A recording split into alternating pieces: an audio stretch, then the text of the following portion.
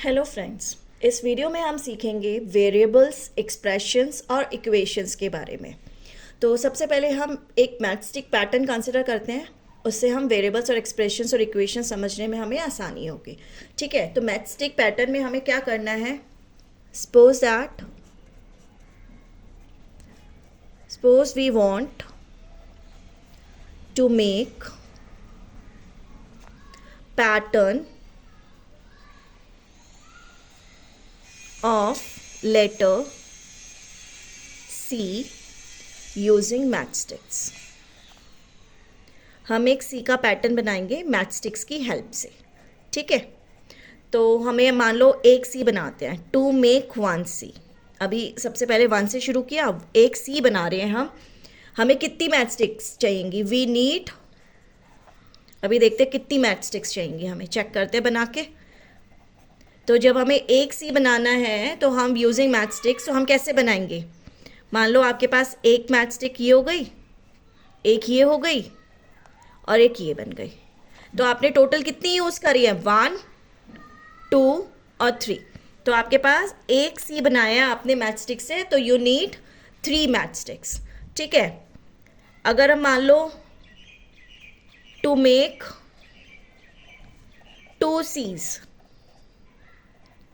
We need कितनी match sticks चाहिएंगी हमें? फिर से बना के देखते हैं हम कितनी चाहिएंगी हमें। सबसे पहले 1, 2, 3। एक तो ये हो गया पैटर्न एक सी का, 1 सी। ऐसे ही 1, 2 और 3। तो हमें कितना चाहिए टोटल? 3 + 3 6 मैच स्टिक्स चाहिए। सेम वे हमें अगर 3 सीज चाहिए, 3 सी बनानी है हमें, तो हमारे पास कितनी मैच स्टिक्स होंगी? वी नीड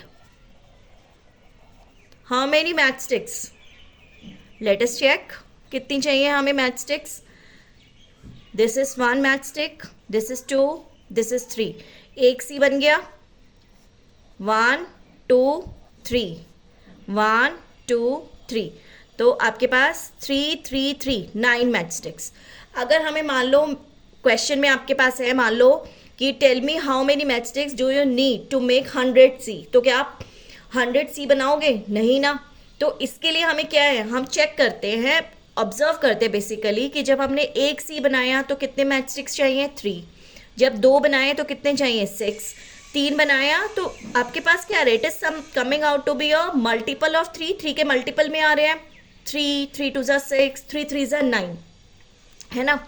तो अगर मान लो आपको कितने भी नंबर के मैच स्टिक्स बनाने हैं, आप एक फॉर्मूला आप बनाने वाले हो जिसमें आप तभी के तभी आपको पुट करिए, आप जितनी भी आपको सी बनाने हैं और आप आंसर निकालोगे। No need to draw. ठीक है ना, तो उससे आपका आसान हो जाएगा काम। तो आप ये चेक करो, ये देखो कि आपका, क्योंकि ये मल्टीपल ऑफ 3 में आ रहा है, तो हम कैसे बना सकते हैं कोई भी formula.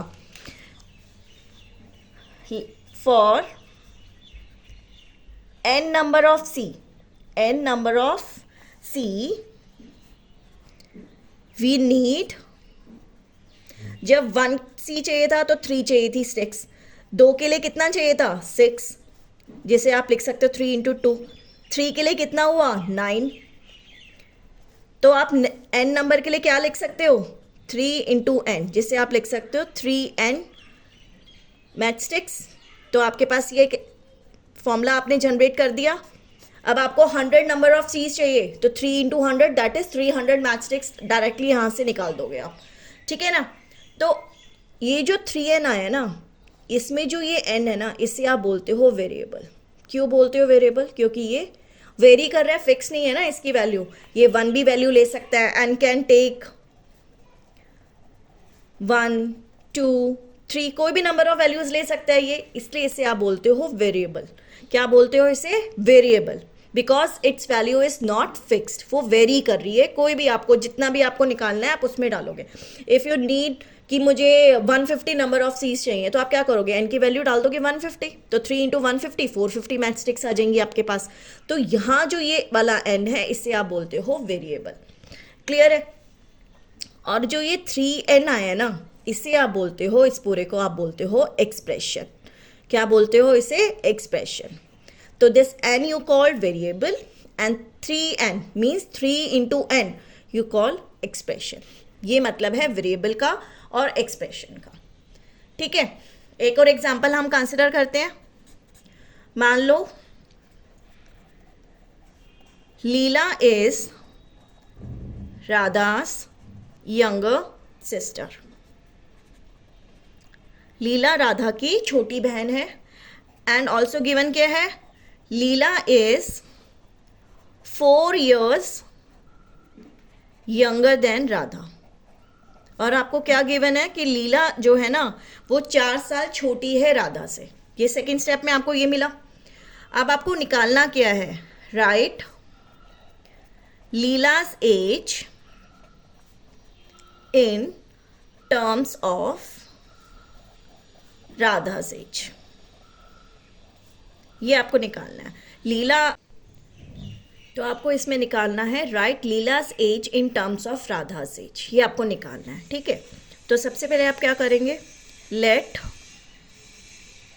Radha's age be x years. मान लो हमने ना राधा की एज को एक्स ईयर्स एज्यूम कर लिया, तो ये एक्स क्या होगा हमारा, वेरिएबल। ठीक है, अब गिवन क्या है, लीला क्या है, राधा से 4 साल छोटी है। तो age Leela is 4 years younger than Radha. तो लीला की एज कितनी होगी, Leela's age will be x minus 4 years। तो ये क्या बन गया मेरे पास, एक्सप्रेशन। ठीक है, आगे समझ वेरिएबल और एक्सप्रेशन। मान लो इसी क्वेश्चन में फर्दर होता है कि मान लो अगर हम इसमें फर्दर ले लें कि suppose that Leela's age is 10 years। मान लो आपको लीला की एज दी हुई है 10 years एंड वो कह रहे हैं, क्वेश्चन में दिया हुआ है आपको कि फाइंड और कैलकुलेट राधाज एज। ठीक है, आपको लीला की एज दी हुई है 10 years। अभी हमने लीला की एज कितनी निकाली, एक्सप्रेशन कितना निकाला, Leela's age is x minus 4 years। ये हमने एक्सप्रेशन अभी निकाला था।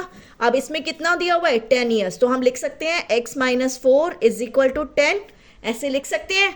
तो जहां ये इक्वल का साइन बन गया उसे हम बोलते हैं इक्वेशन।